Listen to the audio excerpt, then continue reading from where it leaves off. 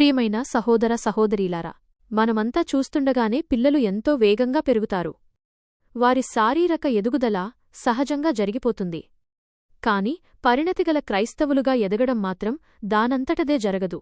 ఇది ప్రయత్నంతో కూడుకున్న ప్రయాణం. మనం పరిణతి సాధించాలంటే దేవునితో మన సంబంధాన్ని బలోపేతం చేసుకోవాలి. ఆయనకు నచ్చే మంచి లక్షణాలను పెంచుకోవాలి.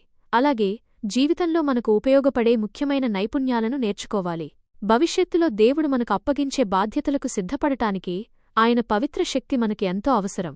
మన సృష్టికర్త అయిన దేవుడు స్త్రీని, పురుషుడిని సృష్టించాడు. వారు శారీరకంగానే కాక ఇతర విషయాల్లో కూడా విభిన్నంగా ఉన్నారు.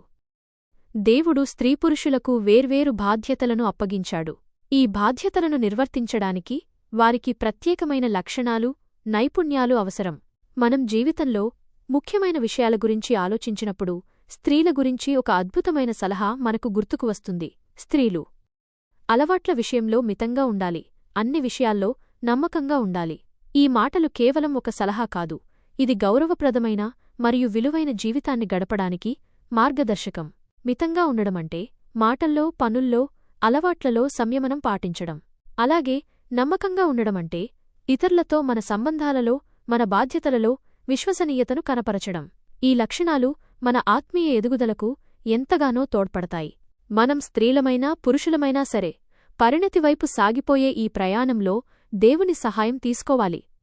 ఆయన శక్తి మనకు అవసరమైన బలాన్ని, తెలివిని ఇస్తుంది.